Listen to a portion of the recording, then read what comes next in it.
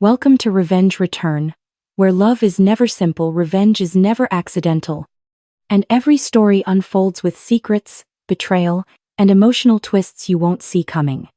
This is where the story begins. The email arrived Tuesday morning at 7:43 a.m. Subject: exciting downtown listing family opportunity. My brother Marcus had attached professional photos of my office building, the one on 5th and Market that I'd purchased 3 years ago for $6.8 million. 6 stories of brick and glass, ground floor retail, upper floors leased to law firms. Monthly income, $47,000. Market value, approximately $8.2 million. Marcus's listing price? $7.9 million. Motivated seller, quick close preferred. I stared at the drone footage. He'd staged the lobby with flowers, hired professional photography. The 43-page marketing packet was perfect except for one detail. The building wasn't his to sell. My phone rang within minutes. "Did you see it?" Marcus's voice carried that familiar charm. "I know you're drowning with your tech startup, so I took initiative. The building's just collecting rent, right? Dead capital. I've got 3 serious buyers lined up. We close in 60 days, split proceeds, and you focus on what you're good at, coding or whatever." "Split the proceeds," I repeated. "Obviously I'm doing the heavy lifting. 70-30 seems fair. I've got the real estate license, the connections, the expertise. You just bought it and hired a property manager." I'd bought it with money from selling my first company, 6 years of 90-hour weeks. Money my family called lucky timing. Marcus had been clear. Right place, right time. Tech bubble luck. "How many viewings scheduled?" I asked neutrally. 12 so far. First one's Thursday at 2 p.m. High net worth investor from Singapore. "This'll move fast. Hey, keep me updated." 3 seconds of suspicious silence. "That's it? No argument?" "You're the expert. Seems fair." "Right. Good. I'll send paperwork tomorrow." I hung up and called Sarah Chin, my attorney who'd handled the original purchase. "Sarah? Marcus is selling my building. No, he doesn't know I own it. Yes, I want to let him proceed. How far can this go before it's criminal?" Her laugh was sharp. "Let me pull your file. This is going to be educational." That evening I opened a spreadsheet, the ghost ledger. Thanksgiving 2019. Arrived 6 a.m. to help mom cook. Marcus arrived 5:45 p.m., received standing ovation. Cost equals recognition never given. Christmas 2020. Bought parents gifts, $847, after Marcus forgot. He signed cards, accepted gratitude. Cost equals credit stolen. Company sale 2022, $14.2 million exit after 6 years. Marcus's first words, lucky timing. Not congratulations, lucky. Cost equals 6 years reduced to chance. Building purchase 2022, never told family. Kept it private. Because I knew what they'd claim. Cost equals ability to share success, murdered by prediction. 43 line items total. Each one a small theft. The accounting was about to come due. Thursday's viewing lasted 90 minutes. I watched from the coffee shop across 5th Street as the Singapore investor toured every floor. Marcus wore his Tom Ford suit, gestured at architectural details, played successful magnate perfectly. He called at 4:17 p.m. breathless. "They're extremely interested. All cash offer, possibly above asking." "This is happening, Danny." "That's great. You sound weird." "Stressed." "Just busy." "Right. Well, I've got this handled. This is what I do." Over 2 weeks I watched him conduct 11 more viewings. Each time I documented everything. Screenshots of emails. Voice recordings where he described his property. Photos of him handing out business cards. Sarah worked in parallel. "Your brother's license," she explained, "is contingent on ethical conduct.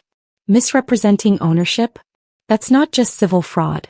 That's grounds for license revocation. Potentially criminal. How far can we let him go? The moment he accepts a written offer, he's committed fraud. But the real destruction happens when his brokerage discovers they've been used. They'll report him to protect themselves. Civil liability? Every buyer could sue for misrepresentation, wasted time, due diligence costs. 12 potential lawsuits. Plus his brokerage will sue him. We're talking hundreds of thousands in legal exposure. He was building a tower of liability one viewing at a time. There's a concept called the illusion of explanatory depth. People think they understand complex systems until asked to explain them. Then the illusion shatters. Marcus thought he understood real estate. Thought he understood me. He understood neither. He'd built his identity on being the charming one, the connected one. He'd convinced himself my success was luck, that I was too consumed by work to notice the world. The truth? I noticed everything. I chose my battles carefully. This wasn't hot revenge. This was pattern recognition. Watching someone build their own cage and deciding not to warn them. Because warning required them to see me as worth listening to. They'd proven I wasn't. So I became director of a play where Marcus starred brilliantly, unaware every scene was recorded for a different audience. Week 3. Marcus called at 11:34 a.m. triumphant. We've got an offer. $8.1 million all cash 30-day close. The Singapore Group. I'm having paperwork prepared today. What paperwork? Purchase and sale agreement. You'll sign as limited partner. My attorney's handling it.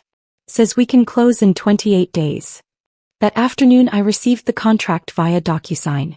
It listed Marcus as primary owner and seller's representative.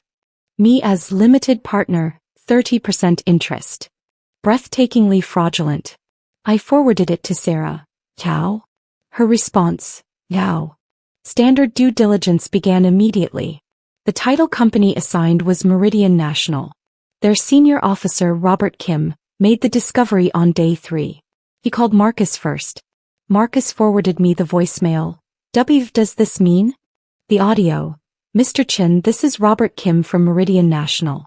We've completed preliminary title search.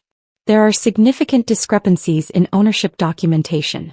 I need an immediate call. This is time sensitive. Marcus called me at 4:52 p.m. panicked. What does significant discrepancies mean? Did you do something weird when you bought it? I bought it clean. Standard purchase. Why? They're saying ownership issues. That doesn't make sense. Unless there's something you haven't told me. We should take that call. The conference call happened 90 minutes later. Participants. Marcus, his attorney Jennifer Park, me, Sarah, Robert Kim, and the buyer's legal team. Robert Kim's voice was cold. Gentlemen, we've completed title verification. The property at 5th and Market, currently listed by Marcus Chen, is titled solely to Daniel Chen. No co-ownership. No partnership. No shared equity. For seconds of silence. Marcus spoke first, defensive. That's an error. We're brothers. Family property.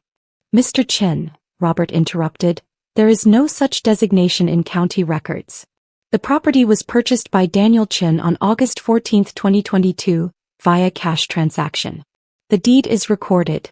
The title is unambiguous. Jennifer Park jumped in. My client was informed this was joint family investment. By whom? Sarah cut through. Who informed your client of joint ownership? Silence answered. Robert continued. We'll file findings with all parties including Westside Commercial Realty. This represents material misrepresentation. The buyers are consulting litigation counsel regarding time and resources spent on what appears to be a fraudulent listing. Fraudulent. Marcus's voice cracked. I didn't know. I thought. What you thought, Sarah said precisely, doesn't change what you did. You listed property you don't own. You showed it to 12 buyers. You accepted a written offer. You prepared fraudulent documentation. Your brokerage's reputation is attached to this. The buyer's representative spoke ice cold. We're withdrawing our offer immediately. And pursuing all legal remedies. The call ended at 6:43 p.m. 17 missed calls from Marcus by 9 p.m. I answered none. Within 24 hours, Westside Commercial suspended Marcus's access pending investigation. Their legal team contacted all 12 buyers. 7 retained attorneys. Within 72 hours, State Licensing Board opened formal investigation for falsifying ownership, material misrepresentation, fraudulent documentation, and conduct unbecoming a licensed agent. Within 1 week, 3 lawsuits filed. 2 from buyers who'd lost other opportunities. 1 from Westside Commercial for reputational harm. Within 2 weeks, Westside terminated Marcus and filed complaints with the National Association of Realtors. Marcus called 43 times. I answered none. My parents called once. Dad's voice strained. Marcus says there was a misunderstanding. That you set him up. Did he show you the deed from 2022? The one with only my name. He says that was a technicality. There was no technicality. I bought a building with my money. 3 years later, Marcus decided to sell it. He listed it. Showed it to 12 buyers. Accepted an $8.1 million offer. I didn't make him do any of that. But you let him. Let him commit fraud? I'm not his guardian. He's a licensed professional. He made choices. Those choices have consequences. He's going to lose everything. His license. His career. Yes. Those are the consequences. He's your brother. He listed my building without asking. Family doesn't do that. I ended the call. 6 months later, I sit in the 6th-floor corner office of my building and watch sunset turn the glass towers gold. Marcus's license was revoked after 90 days. The state board's report was damning. Willful misrepresentation, fraudulent documentation, breach of fiduciary duty. He'd settled 2 lawsuits, draining his savings completely. The third was pending. No brokerage would hire him. His name was blacklisted. My parents attempted mediation twice, asking me to help Marcus rebuild, with a property management position. Both times I declined. He made choices. He can live with results. The 5th and Market building generates $47,000 monthly.